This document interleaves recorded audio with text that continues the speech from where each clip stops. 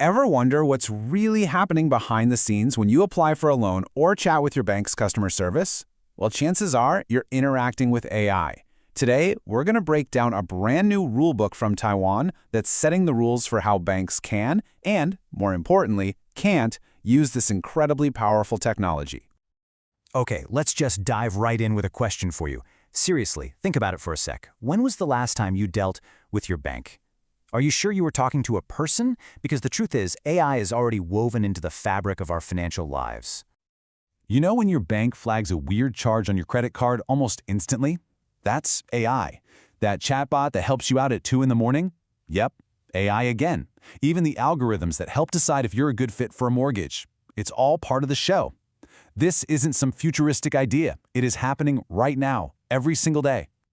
But, with all this amazing tech comes a huge question. Who's making sure it's all being used fairly and safely? Who's the referee in this new game? Well, that's exactly why Taiwan's financial authorities have stepped in to write a clear, new rulebook.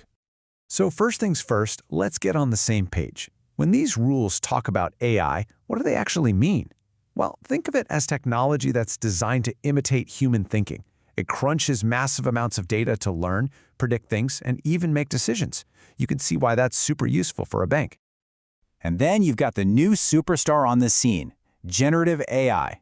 This is the kind of AI that can actually create brand new things. We're talking writing emails, drafting reports, the whole shebang. Because it's so powerful and new, it gets some special attention in these rules. So what's the whole point of this rulebook? When you boil it all down, it's about two huge things. First, protecting you and your data. And second, making sure the banks themselves are managing all the new risks that come with AI. It's all about finding that perfect balance between innovation and safety. And to hit that balance, the guidelines are built on 3 fundamental ideas. Think of these as the main pillars that every bank's AI system is going to have to stand on. Let's break them down. First up, and you could argue this is the most important one, fairness. The goal is simple, but it's a big one. Make sure the computer algorithms don't end up being biased and that every single customer is treated fairly. And look, the language here is super direct. It says fairness isn't something you can just hope for or add on at the end. No, it has to be deliberately built into the system from the very first line of code all the way to how it's used with customers. Now this is where it gets really interesting. The rules don't just say, be fair. They get specific. They've created what you could call sensitive zones. Basically, categories of data like your age, your gender, or your health status. Before an AI can use this stuff, it needs a serious risk assessment. This is to stop an algorithm from making an unfair call based on things that just shouldn't matter. Okay, on to principle number 2, transparency. You've probably heard of the black box problem with AI, right? Data goes in, a decision comes out, but what happens in the middle can be a complete mystery.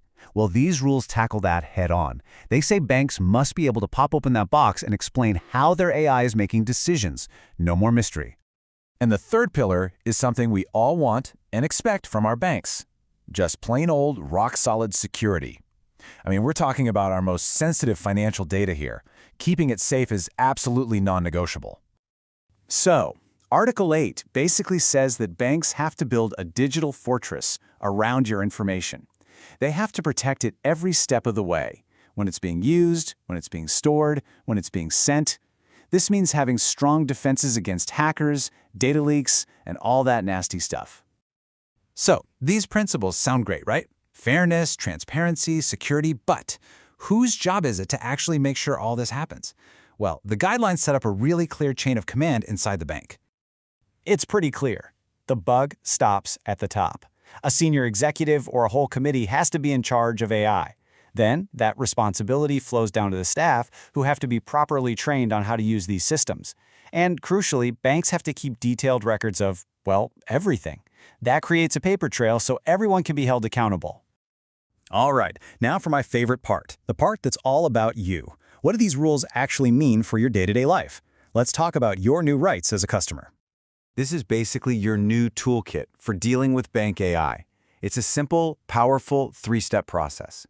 First, they have to tell you when you're dealing with an AI. No more guessing. Second, you get to choose if you even want to. And third, they have to tell you what the non-AI options are, like talking to a real person. It puts you firmly back in the driver's seat. So, we've gone through the core principles, who's responsible, and your new rights. Let's zoom out for a second and look at what this all adds up to. The entire framework is laid out across 16 detailed articles. And that number, 16, is important. It tells you this isn't just some vague suggestion. It's a comprehensive, top-to-bottom rulebook designed for the entire life cycle of AI in banking. You know, at the end of the day, the real takeaway here isn't about slowing down technology. It's about building a foundation of trust. By focusing so heavily on fairness, transparency, and security, the big picture goal is to create a financial world where we can all feel safe and banks can still innovate. And that leaves us with one final big question to chew on. As banks start rolling out these new rules, is this going to make our financial lives genuinely safer and more fair? Or is it just going to add another layer of complexity for us to deal with? I guess only time will tell.